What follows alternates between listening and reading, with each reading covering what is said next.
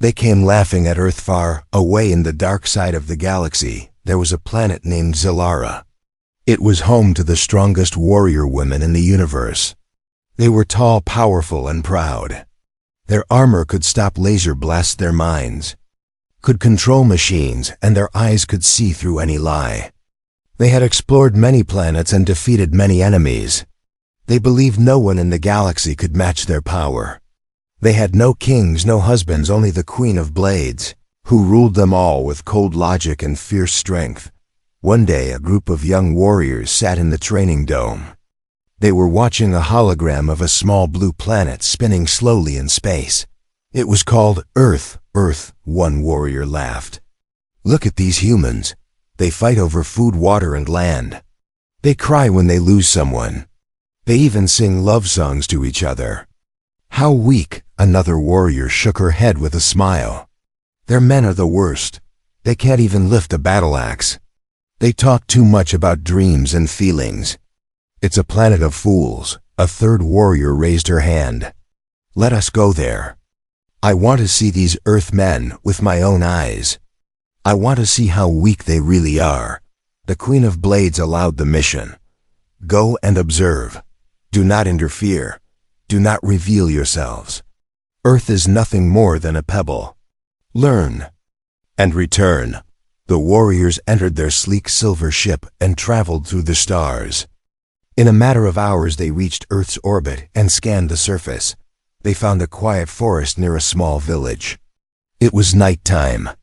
They landed the ship behind a mountain and activated their cloaking field. No one could see them now. They stepped out and looked around. Birds flew above the trees. Wind moved through the leaves. Far away they saw the lights of a village. They wore invisible armor and walked silently toward the village edge. The warriors watched the humans. They saw people cooking food, laughing, sitting by fire, talking about life. They saw children playing. They saw an old woman praying for her son's safety. It all looked strange to them. Why are they so soft? One warrior said. They waste time on emotions. Where is their strength?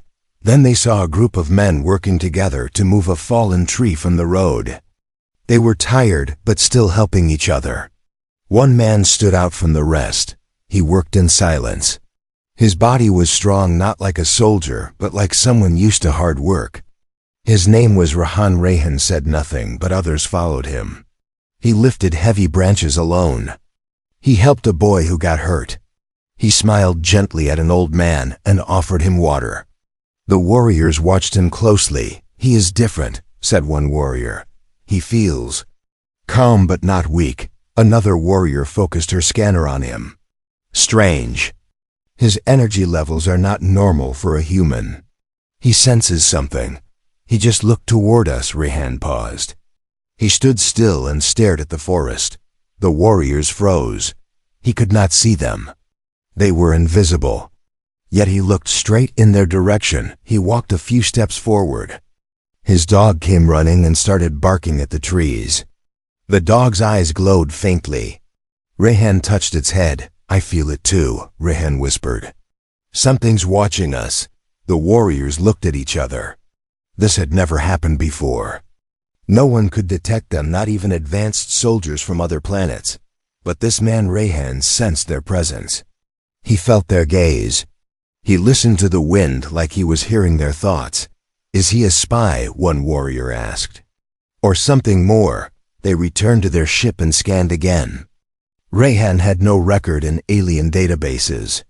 But something was strange about his past.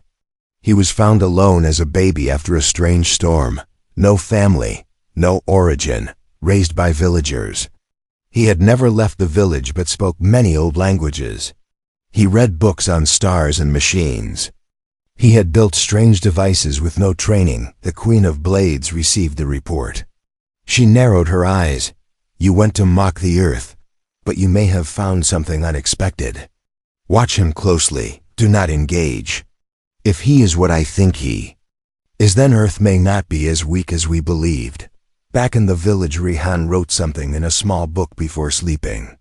One sentence: they are not from Earth, but they are not evil. They are curious. I must be ready. The stars above seemed to shimmer more brightly that night. Something had changed. The warrior women came to laugh at Earth, but now they watched in silence.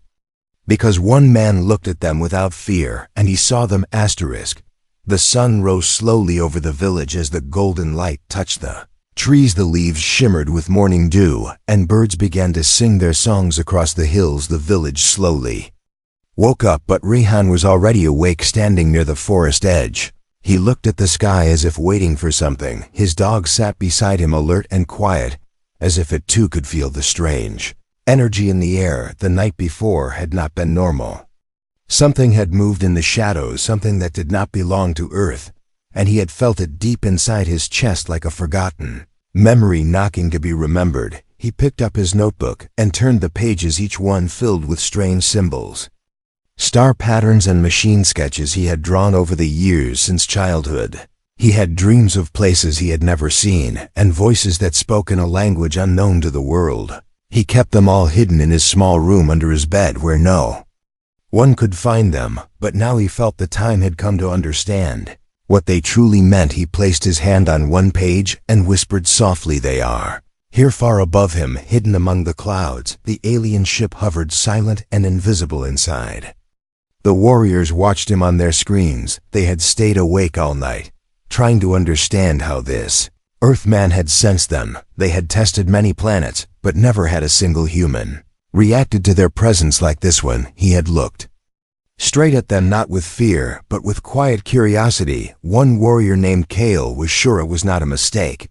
She had never seen eyes like his, filled with peace and strength. At the same time, "We must test him," Kale said to the others. "Let us walk among the humans. Let us speak to him and see what he really knows." The others agreed, but warned her, "Do not forget the Queen's words. Observe only, do not interfere." Kale nodded, but her mind was already curious, too curious to stay hidden for long. Later that day, Rehan was walking through the market helping an old man carry some grain bags when he saw two new faces among the people. Two women dressed in simple clothes, smiling politely, but something was not right. Their eyes moved too fast. Their feet made no sound. Their hands carried no dust. He noticed the way they looked at him, not like strangers, but like observers, like hunters studying their prey. He approached them calmly, his voice steady and kind. "Welcome to the village. I have not seen you here before. Are you travelers?" The taller woman replied, "Yes, we are passing through. We like this quiet place."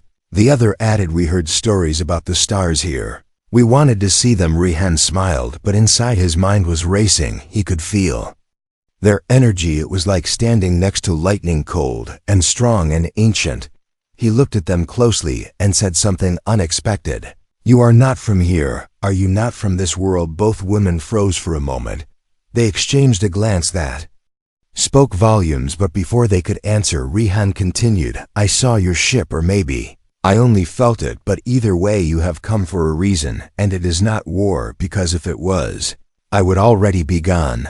The women were silent. The market noise faded in their ears. Kale spoke slowly, What are you?" Wadarn looked up at the sky and said, "I am human. At least I think I am, but I also dream in lights and fire. I speak words I have never learned. I see machines in my sleep, and when I wake I understand them." He pulled out a small device from his pocket, something built from scrap metal and wires. It hummed with energy. The warriors leaned closer. "What is that?" Rehan answered, "I do not know, but it started working the night you arrived on the ship." Above, the sensors began to beep. The Queen's voice echoed through the warriors' minds. "Bring him to me now. He is waking up.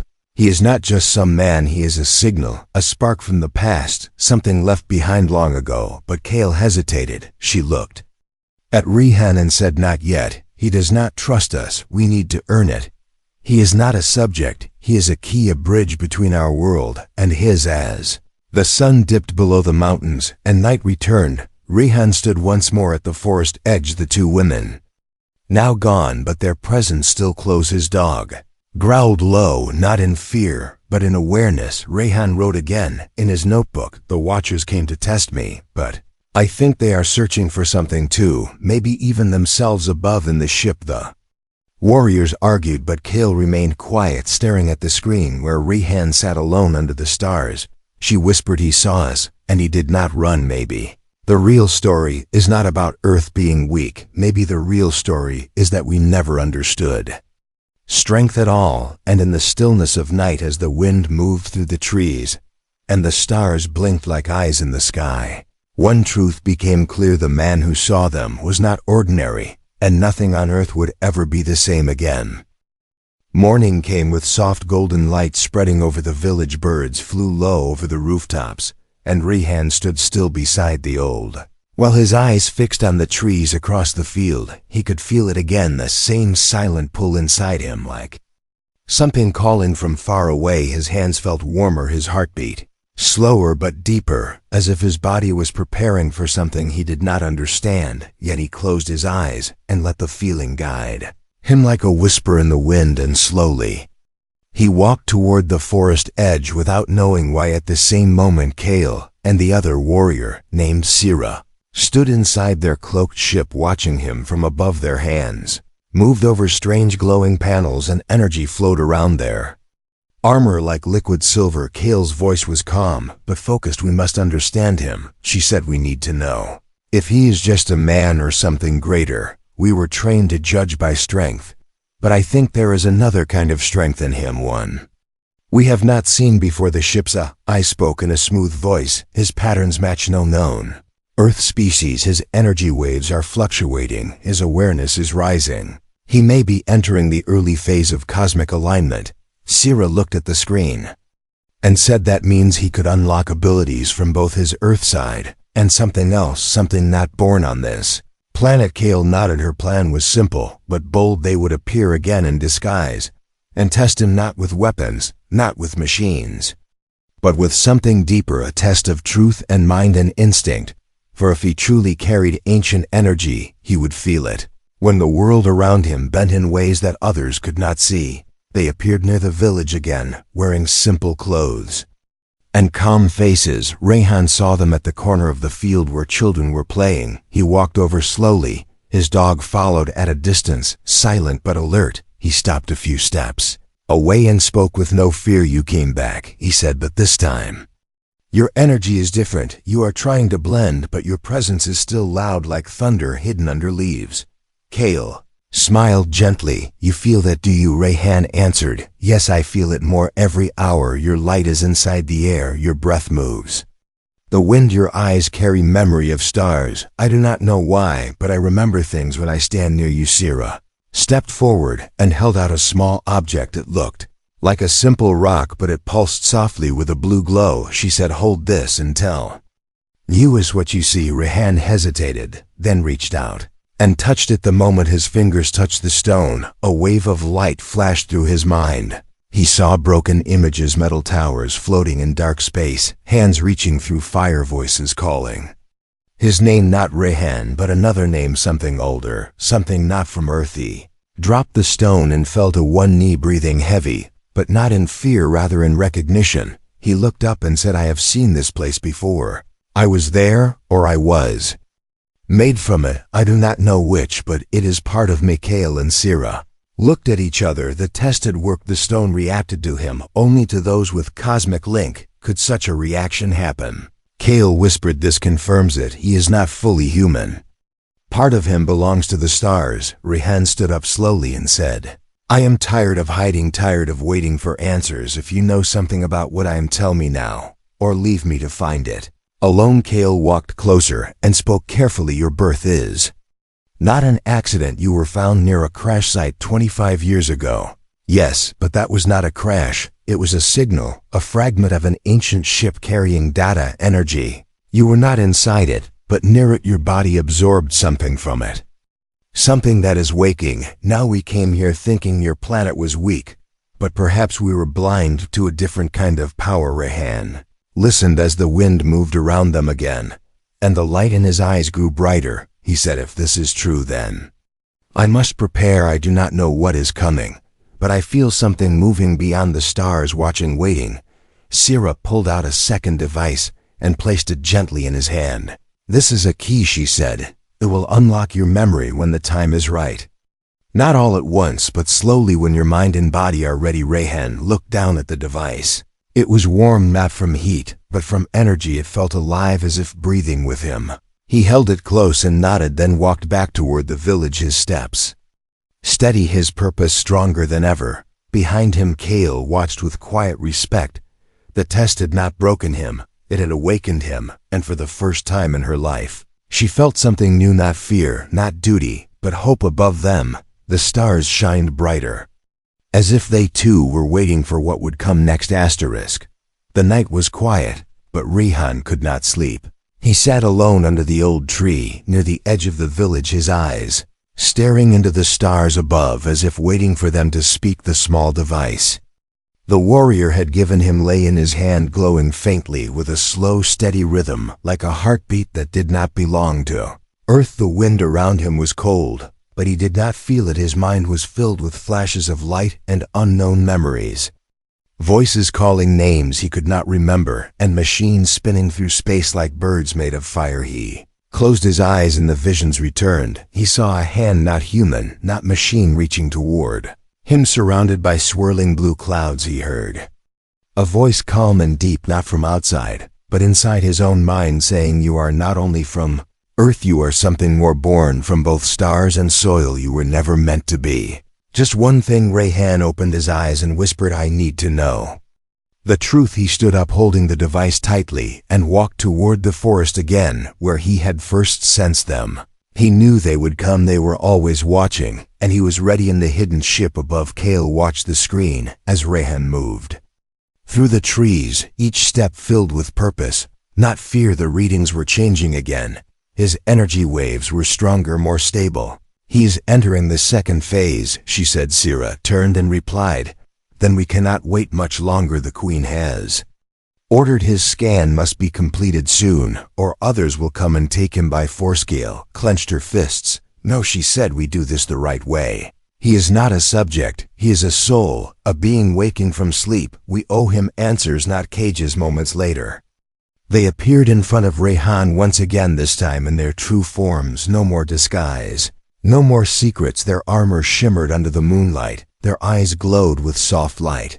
Rayhan did not flinch. He simply said, "Thank you for coming." Kale stepped forward and opened her hand. Inside was a small crystal spinning slowly in the air. "This will show you who you are," she said. "Not who we think you are, not who you were told to be, but what you carry inside." Rayhan reached out and touched it at once. His vision was filled with stars, not as points of light, but as living beings. Voices sang from every direction, not with words, but with feeling and meaning. He saw a planet burning and another being born. He saw a child floating in a golden field surrounded by beings made of light and metal, and he felt something inside him unlock, not like a door, but like a memory rising from a deep well. He saw himself as a baby lying in a crater with a strange light around him, villagers running toward him, afraid but curious. He saw a piece of metal glowing beside him, then fading into the earth, and he knew that metal had not come from this world. Tears formed in his eyes, not from sadness, but from understanding. The confusion, the loneliness, the strange dreams all had meaning. He was not broken, he was not lost. He was a seed planted in the wrong soil, still growing, still reaching. Looked at Kale and asked, "What am I really?" She answered slowly, "Your body is human, yes, but your blood carries ancient signals. Your cells respond to cosmic codes. Your mind holds echoes of a forgotten design. We do not know who made you. We only know that your kind was never finished, never completed. Perhaps you are the first to become whole." Rayhan stood in silence as the truth settled inside him like a second heartbeat. He looked down at the crystal, now dark and still, and said, "If I am both, then I must protect both this world and whatever waits beyond." Sira stepped forward and handed him a small piece of armor, thin and light, almost like fabric. "This will grow with you," she said. "As your strength rises, it will rise with you. Your body will guide its form, and your purpose will give it power." Rayhan held it in his hands and felt warmth, not heat, but recognition, like finding something you had always needed, but never knew existed. He placed it over his chest and it became part of him, not worn, but bonded. Kale looked at him with eyes that once mocked, Earth now filled with respect and wonder. She said, "We came here thinking Earth was weak, but now I see Earth holds a different kind of strength, one that does not roar, but still stands, one that does not fly, but still reaches the stars." Rehan turned back toward the village, the trees parting gently. As he walked, the armor shimmered with each step like a reflection of the stars above. He no longer felt torn between two worlds. He felt connected to both like a bridge made of light and dust. And as the stars moved slowly above and the earth turned quietly below, a new story had begun, not of aliens and humans, not of war and fear, but of something deeper, a meeting of soul and sky, and the quiet rise of a man who was never just one thing. Far beyond Earth, across the dark sea of stars, something old had awakened. It moved without sound, without light. A ship blacker than night itself glided through space, its surface smooth like glass, yet under it burned ancient fire. A hunger that had slept for thousands of years was opening its eyes again. Deep inside that ship stood beings taller than men, wrapped in sharp metal, their skin pale gray, their eyes cold blue like frozen fire. They were called the Zurax, and they had followed a signal. One they believed was long lost. Their leader, General Fell, stood before a glowing orb, where a slow pulse moved across space. Like a heartbeat, each wave matching the energy of something ancient, something forbidden. He raised one clawed hand and said, "Earth, we have found it again. The child of the fallen light is waking, and we will not let it rise." Meanwhile on Earth, Rehan was walking through the village, his steps calm, his armor hidden under simple clothes, but his mind was heavy with new truth. He now knew he was not just from Earth, not just from the stars, but from something forgotten, a design lost in time. He could feel his thoughts moving faster, his body reacting to things before they happened, sounds, colors, even people around him felt different, as if he could sense the space between them, not just see their faces but feel their intentions. And Sira watched from a distance, not as spies, but as silent guards. Something in the sky had shifted, a signal their ship picked up an hour ago was now growing stronger. Sira looked up and whispered, "They are coming." Kale nodded and replied, "Then we must prepare him before they arrive, or Earth will fall before it even knows it is under attack." That night, Rehan stood near the river, watching the stars again. He felt something moving inside the air, like the breath of something large waiting to speak. He held the device Kale gave him. It pulsed faster than before, like a warning. Then without sound, a streak of red fire passed across the sky, not a shooting star, but a ship falling through the atmosphere, hidden to human eyes, but not to his. He turned and said, "They are herein." The sky, the Zurax ship hovered above the clouds, cloaked, but active, its scanners already locked onto Rehan's energy, the same pattern that once destroyed a Zurax fleet long ago, the same pattern that their ancestors had sworn to erase. General Thal looked down at Earth and said, "This time we end it. No more children of the light, no more balance, only conquest." Village below remained unaware. People still laughed and cooked and sang, but the ground had started to shift. The birds flew in strange patterns, the dogs barked without reason, the wind grew sharp and cold, as if warning of something unnatural. Kale stood beside Rehan, now her voice calm but serious. "They have found you," she said, "and they are not like us. They do not want to understand, they want to erase." Rehan looked at her and asked, "Why are they afraid of me?" Kale answered, "Because your kind once stopped them, because inside you is a code of force. They cannot control something that chooses peace over fear, something they will never understand." Rehan looked down at his hands, the armor forming slowly over his arms, without command responding to his thoughts, his will. He said, "Then I must protect this world, not because it is perfect, but because it is mine, and no one will take it from us." Sira handed him a small disc. "It will open the skycore in our ship," she said. "Inside is knowledge, not of weapons, but of memory. If you choose to see it, it will show you what your kind once was, what they could have become, and why you were hidden here above." The clouds, the Zurax, began to charge their weapons, beams of energy forming under the belly of the ship, aimed not at cities, but at points of natural power, mountains, rivers, oceans, places where Earth's energy flowed deepest. Their plan was not to destroy humans, but to break the planet. itself to poison the roots and let the tree die from. Inside Rehan felt it before the first strike his breath caught. His eyes glowed bright silver. He turned toward the mountain and shouted, "They are striking from above." Kale touched her wrist and called the ship, her voice urgent and sharp, "Prepare shields. Activate defense grid. Move civilians now in." The sky, the first beam fired down, slicing through the air like lightning. Rehan raised his hand and the armor responded, forming a wide field of light that blocked the energy with a loud crack, but he fell to one knee, the force shaking through his bones. Kale and Sira stood beside him, weapons ready, armor shining. Rehan rose again, slower this time, but stronger. He said, "They want to break the earth from inside, then we must fight from its heart." The night was no longer quiet. The stars watched without blinking, and the wind howled through the trees as Earth itself awakened, not with words but with ancient memory, not with fire but with silent resistance. And in that moment Rehan understood he was not just protecting Earth, he was becoming part of it. Asterisk. The sky had changed. Its color was no longer soft blue, but a deep, angry gray, like clouds made from smoke and thunder, and the air carried a heavy silence, as if the world was holding its breath. Zurak's ship floated high above, invisible to most eyes, but not to Rehan, who stood now at the edge of the mountain where the ancient stones hummed under his feet. He could feel the pulse of Earth itself, slow, steady, powerful, not with rage, but with something older than war. The energy of life, before names, before nations, before stars, stood behind him, scanning the sky, her armor reacting to every movement in orbit. "The Zuraks are preparing for a second strike," she said. "This one will not be a test, it will be total." Sira joined her, her voice low. "They will tear the ground, they will drain Earth's core until it collapses," Rehan said. "Then we give them nothing. We fight not with their fire, but with our root." He stepped forward and placed his hand on the old stone. It was cold, but not dead. Inside it moved something ancient that spoke in no language, yet filled his mind with truth. He saw rivers flowing underground. He saw veins of crystal light. He saw energy deep inside the earth.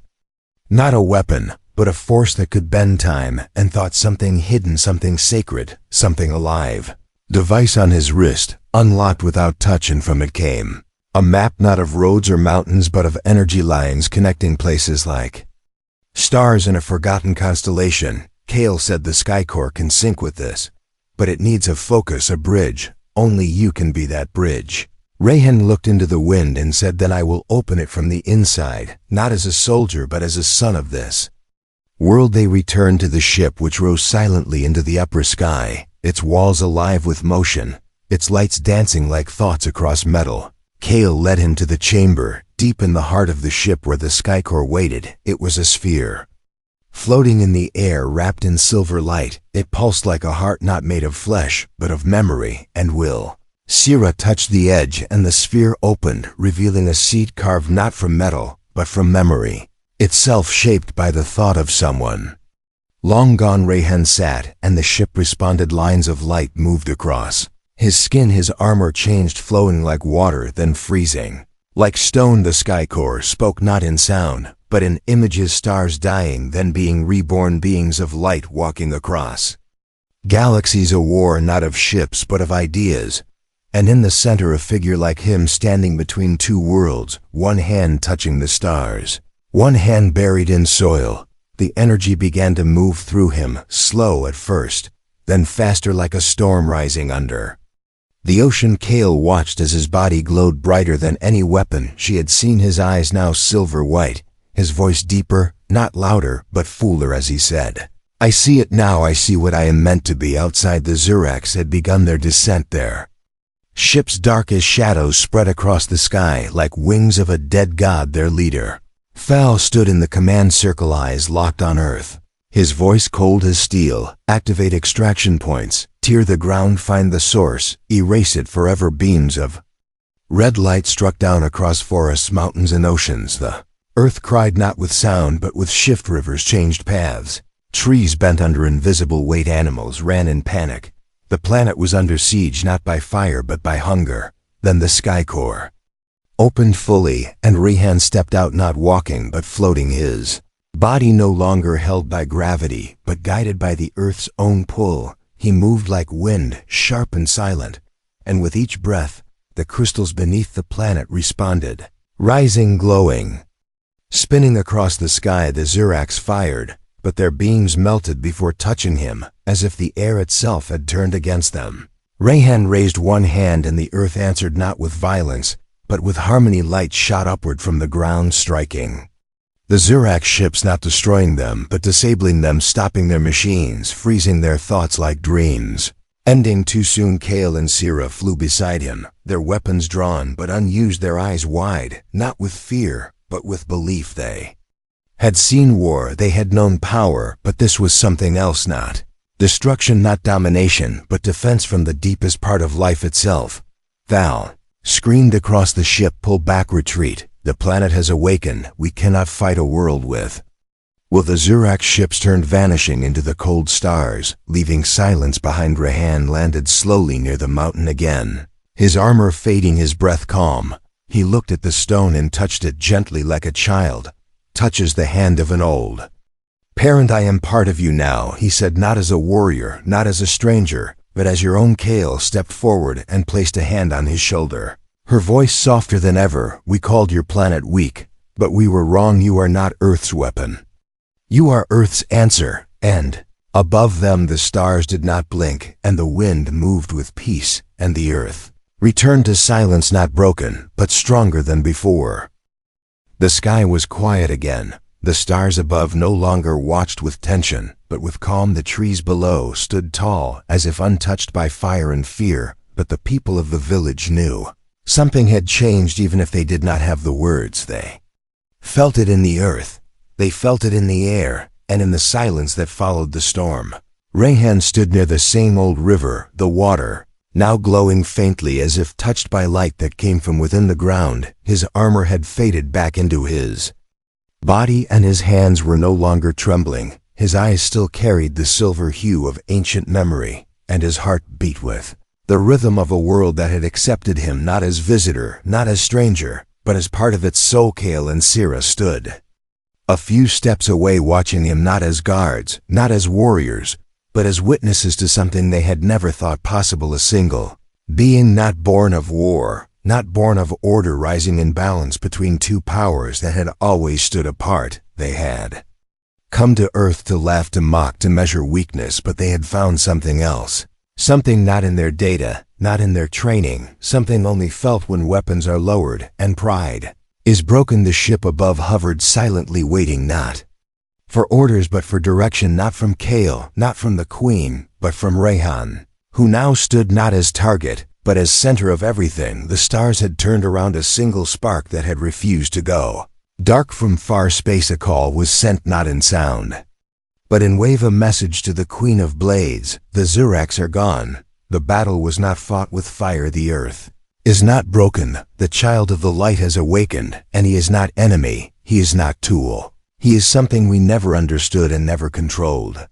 He is the will of the world itself, and he walks not to conquer, but to protect. The Queen heard this, and stood still in her high tower, her mind full of old warnings, old tales of beings who could speak to planets, who could bend metal with breath, and calm storms with thought. She had never believed them until now, and for the first time in many cycles, she felt something she had forgotten: respect back on Earth. The villagers began to gather slowly. They did not ask what had happened, because they had seen with their own eyes the lights, the sky, the quiet fall of Zirac ships like dead stars. They had seen Rayhan floating above the ground, not like a god, but like a guardian, someone chosen not by votes or crowns, but by truth. They looked at him not with fear, but with a trust that comes only when the soul speaks before the mouth. Rayhan walked into the village, and for the first time in days, he smiled not with pride, but with peace. Children ran to him, not because of his power, but because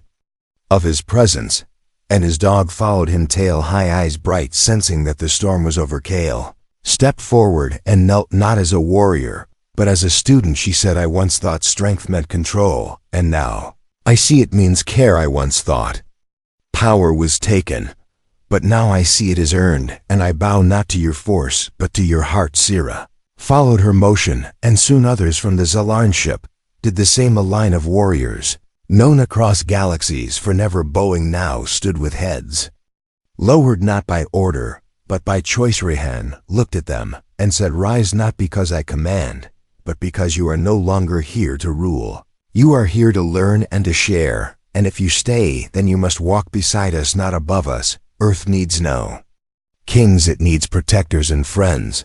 The sun rose slow over the mountains, and the land glowed golden like a breath after deep sleep. The crystals that had awakened during battle slowly sank back into the soil, as if knowing their duty was done.